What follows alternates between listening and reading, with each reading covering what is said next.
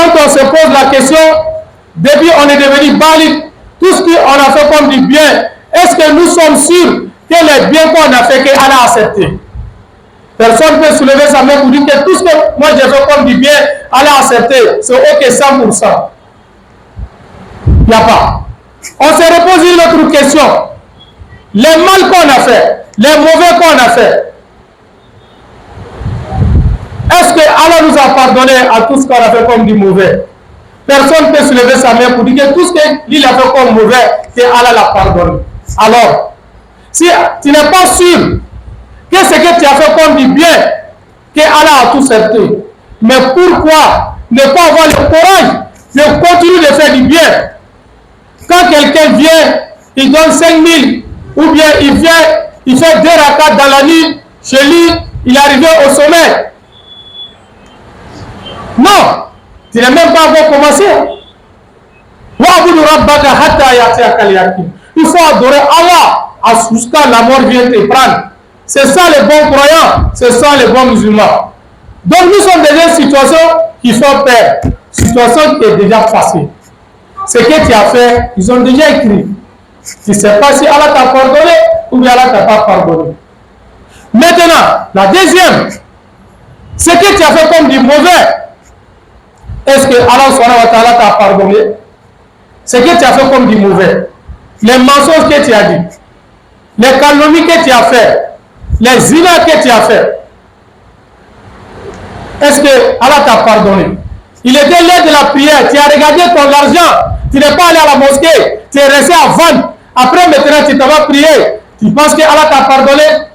Tu es sûr de ça? L'habit que tu as porté, on dit que non, les musulmans ne doivent pas porter cet habit-là. Tu t'en fous. Tu es sûr qu'Allah t'a pardonné? Il était l'heure de la prière, tu regardais le ballon. Jusqu'à match, l'heure de prière est passée. C'est à ce moment que tu te lèves pour aller prier. Tu penses qu'Allah t'a accepté? Tu as vu ton ami, tu as menti sur lui. Est-ce que Allah t'a accepté? Tu es allé le blaguer. Tu vends tes habits. On est des douzaines. Le bon client qui est arrivé, te fait confiance. Tu as commencé à lever 1 pour vendre 11 ou bien 10. Après ça, tu t'enrichis. Tu penses qu'Allah t'a pardonné? Est-ce que tu as une certitude qu'Allah t'a pardonné? Non. Alors, si tu n'as pas une certitude qu'Allah t'a pardonné, qu'est-ce que tu dois faire?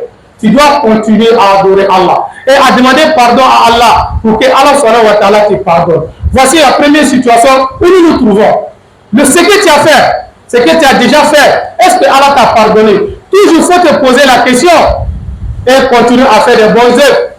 Ce que tu as fait comme des mauvais, est-ce que Allah t'a pardonné? Ce que tu as fait comme du bien, est-ce que Allah t'a accepté? C'est comme ça les musulmans doivent réfléchir à chaque jour. Là, quand tu dois mettre ton pied, tu dis, ah, hier, j'ai fait du mauvais. J'ai fait du mal hier. Est-ce que Allah m'a pardonné? Donc, ça te fait reculer.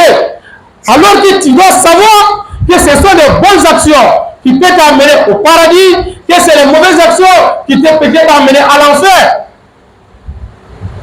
Quand tu fais du bien, Allah peut t'amener, Allah va avoir pardon de tout, elle va avoir pitié de toi, il t'amène dans le paradis. إن الذين آمنوا وعملوا الصالحات كانت لهم جنات الفردوس نزلا.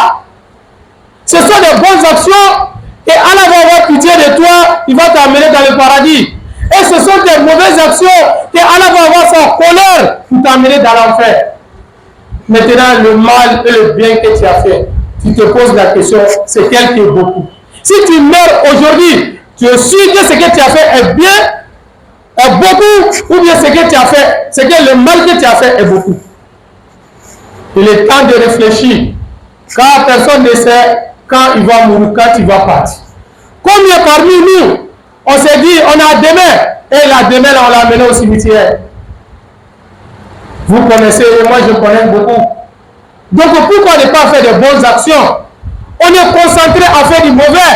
Jusqu'à quand tu demandes à quelqu'un, il faut chercher halal, le mot qu'il va te dire d'abord, nous on n'a pas encore trouvé haram, toi tu es en train de parler de halal.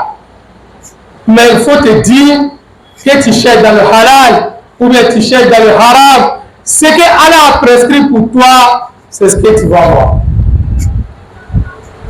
Ce que Allah a prescrit, c'est ce que tu vas voir. Que ce soit dans halal, que ce soit dans haram. Allah nous aide, qui nous guide sur le droit chemin. Ça, c'est premier. Deuxième, le futur de ta vie. Al-Mustaqbal min hayat. Ce qui doit arriver. Tu ne sais pas. Tu es musulman aujourd'hui.